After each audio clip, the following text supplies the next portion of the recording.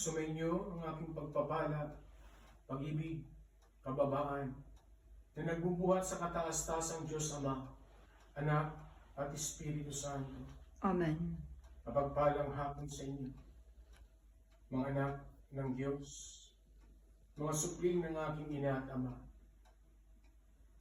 Muli ako naririto sa aking luklukan bilang isang banal at dalisay na Espiritong buhay, may pinagkaloob ng Santisima Trinidad sa batang ito.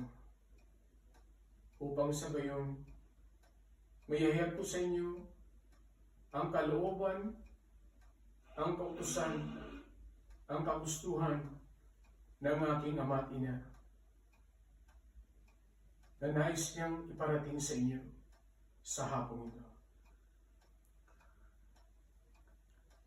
Batid ninyo marahil na maraming naganap sa inyong daigdig, mga kalamidad, mga kaguluhan, mga sakuna na kumitil ng maraming buhay o ng mga buhay sa mundong ito na hindi nyo inaasahan at inaakala.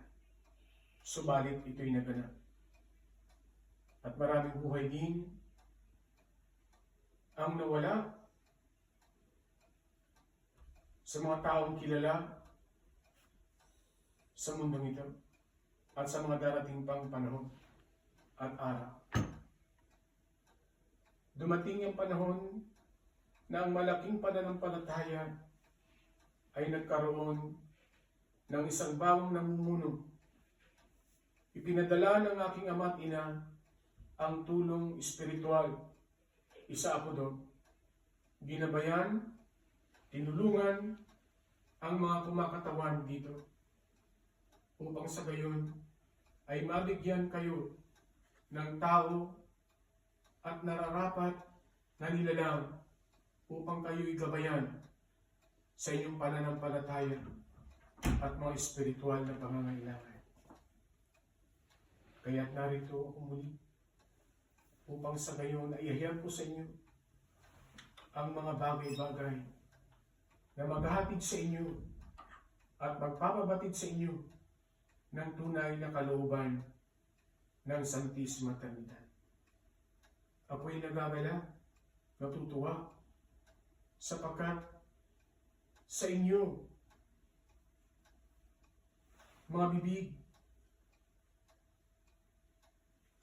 o sa lupon na ito, ay tahasan ninyong ipinahayag ang tunay na kalooban ng aking ina at ama, ang pagpapahayag sa tunay na katayuan ng inyong mahal na inang Birheng Maria. Kaya't aasahan ninyo ang walang humpay na patnubay sa inyo ng Diyos at Santisima Trinidad.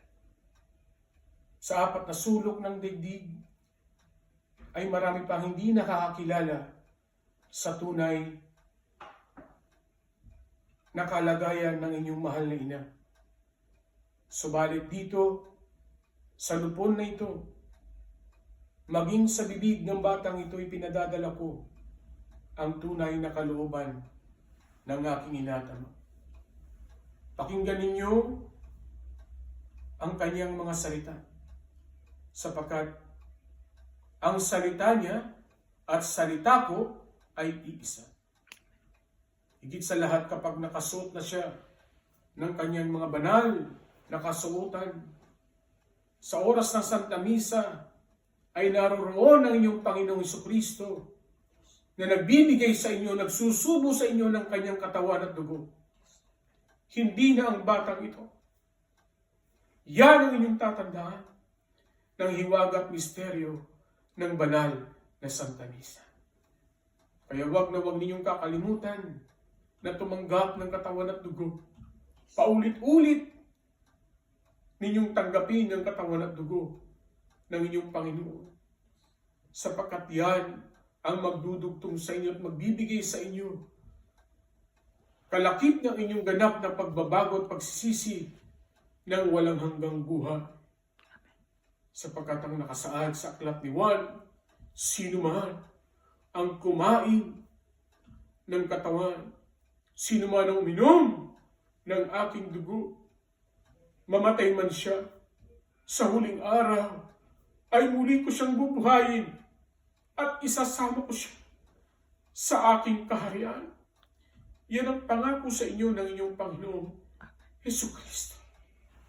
At hindi ito mababali, hindi ito mawawala, hindi ito mapaparang. Kaya't huwag ninyong kakalimutan ng mga bagay na ito na dapat ninyong isagawa, mga anak ko. Kaya't ang tunay na paglilingkod sa Diyos ay dapat laki pa rin yun ng puno ng kababaan at pag-ibig. Huwag na kayong maninira ng kapwa ninyo, sapagkat nagdurugo ang puso ng aking ina at ama. Bawat salitang paninira na lumalabas sa inyong mga bibig. Kung may nakikita kayong kamalian ng inyong kapatiran, lumapit kayo, lapitan niyo siya. Kapatid niyo sa kanya ang kanyang pagkakamali. Subalit kung ayaw niyang tanggapin ang kanyang pagkakamali, tumalikod kayo at sambitin ninyo sa langit, Diyos ko, kayo na po ang bahala sa kanya. Yan ang gawin ninyo. Subalit, ang tahasan ninyong pagwiwika ng mga bagay na kamalian sa harapan ng madlang tao, ay huwag ninyong gagawin yan. Hindi yan kalooban ng aking ina at ama. Hindi yan ang kalooban ng Santisima Trinidad. Gumanap kayo ng puno ng kababaan, puno ng pag-ibig, at tunay na isasabog sa inyo ng aking ina at ama ang kanyang walang hanggang pagpapala. Yan ang tatandaan nila. Naintindihan niyo ba? Opo. Kaya dito, sa lupon na ito, nakatunghay ang kalangitan. Nakabukas ang kaharian ng langit. Hindi kayo tatanggap ng karumal-dumal na kamatayan.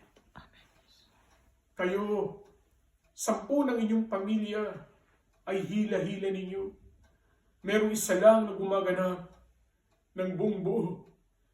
Ang buong pamilya ninyo ay hahakutin ninyo sa kaligtasan. Amen. Tandaan niyo. Glory to the Holy Trinity. Darating ang panahon, lahat ng bagay na pinaghirapan ninyo sa kabanalan ay aanihin ninyo ng buhay na walang hanggan. Ang inyong pananatili sa mundong ito, kung ikukumpara sa pananatili ninyo sa kalangitan, ay wala pa sa kaguhit, wala pa sa katuldok, sapagkat dito sa mundong ito, narito pang hirap, naritong pasakit, naritong karamdaman. Ano pa? Marami pang iba. Subalit kung habang naririto kayo sa mundong ibabaw, ay gumagawa kayo ng kabanalan at sinusunod niyo ang tunay na kalooban ng Santisima Trinidad, magiging magaan ang lahat. Nakita ninyo, mga batang paslit. Kung makita nyo lamang mga batang paslit sa lansangan, itinatapon ng mga magulang dahil wala na silang maipakain. Mga inana, nagdalang tao sa hindi nila kagustuhan. Alam nilang wala na silang maipapakain, anong ginagawa nila? Inilalaglag nila. Itinatapon sa basurahan. Itinatapon sa kanal. Iyan ba ay gawain ng tunay na anak ng Diyos? Diyan nagdurugo ang puso ng aking ina. Maraming mag-asawa na naghahangad ng mga anak.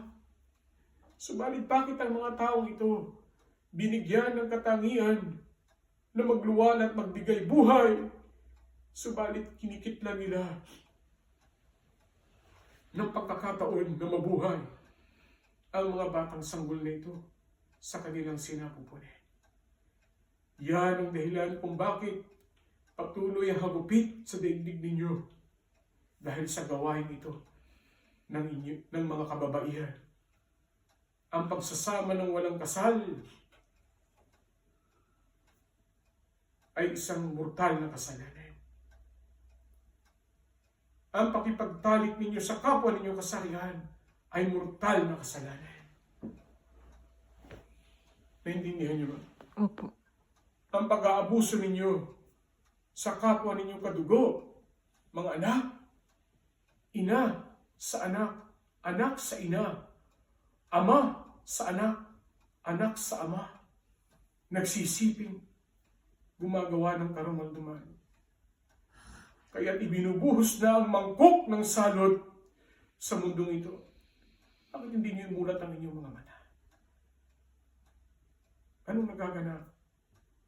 Lumalabas ng iba't ibang uri ng hayop na hindi ninyo maipaliwanag kung ano ito. Lumalabas na ang mga palatandaan sa kalangitan. Ano pa ang hinihintay ninyo? Ang dumating ang iyong Panginoon Kristo na dala ay ano? Tabak para supilin ang mga masasama at dalhin ang mga mabubuti sa kanyang kawan. Dadalhin kayo at iaangat ang inyong buong pagkatao sa kalangitan. Pag kayo naratnan ng inyong Panginoon na malinis, banal, at gumaganap bilang binasbasan ng Santismo Trinidad. Ang hindi makatanggap sa pagka-Diyos ng inyong mahal na ina ay walang puwang sa kaharian ng Diyos. Tandaan ninyo ito. Yan ang ilalagay ninyo sa inyong kaisipan. Sapagkat yan ang nais matanggap o tanggapin ng tao na katotohanan. Yan ang inyong tatandaan. Kaya iba yung pang pagganap, pagbabago, pagsisisi, pag-aaral ng inyong mga gawain kung ito ay kalooban nga ng Diyos. Ang puot ay hindi kalooban ng Diyos. Ang pagtatanim ng galit sa puso ay hindi kalooban ng Diyos. Iwaksin yung lahat ito sapagkat itong magiging sagabal sa inyong pagbabanal. Sinabog na sa mundong ito ang espiritu at alagad ni Lucifer. Kaya't bawat tinatakan o nagbabanal na tao ay nasusubok dahil sa mga itinapon na ito ng mga espiritu na marurumi para ang mga banal na nagbabanal na tao ay mabulid din sa impyerno. Kahit maging ang batang ito. Pilit dinudurog, pilit ninulupig ng mga espiritong yan, subalit anong ginagawa ng luklukan ko? Nagpapakatibay siya. Sapagkat alam niya siya ay ginagamit ng espiritu ng mga kadiliman. Maging sa inyong sa inyong sariling tahanan, diyan ibubuhos ni Satanas ang matinding pagsubok. Maaring kasama nyo na sa kasambahay ninyo ay nariyan ay ginagamit ni Satanas para kayo mag-init, mag-away, mag-asawa, mga magkakapatid, mga magkakamag-anak, nagpapatayan dahil saan? Dahil sa lupa, dahil sa ari-arian, dahil sa mana. Diyan kayo sinusubok ni Satanas. Hindi nyo lahat madadala yan. Ang mga ginto, ang mga titulo ng mga ari-arian, ang mga pag-aari ninyong mga bagay sa mundong ito, hindi nyo madadala yan.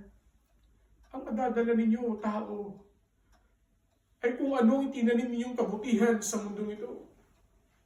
Kung anong laman ng puso ninyo para sa inyong kapwa. Yan ang madadala ninyo sa kabilang buhay. Tandaan ninyo. Huwag kayong magmadaling magpayaman sapagkat hindi nyo madadala yan. Magmadali kayong gumawa ng kabanalan. Gumawa ng kabutihan. Gumanap na naaayon sa kalooban ng aking ina na wala kayong sinisiraan at nilalapastakan. Gumanap kayo ng mapayapa katulad ng ginagawa nyo dito sa Inglaterra. Simulan ninyo ang pag-aakyat ng larawan ng aking ina. Upang sa gayon ay mahipo ninyo ang bawat tahanan na salat sa kabanalan at pag-ibig ng aking ina. Ang nais niyang isiwalat at isabog sa inyo ang samyo ng biyaya ng bulaklak ng kanyang pagpapala. Yun lang mawibika ko sa inyo at naway tumimo sa inyo ang bawat salita at kataga na winika ko. Sumainyo muli ang aking pagpapala, Ama, Anak, Espiritu Santo. Amen.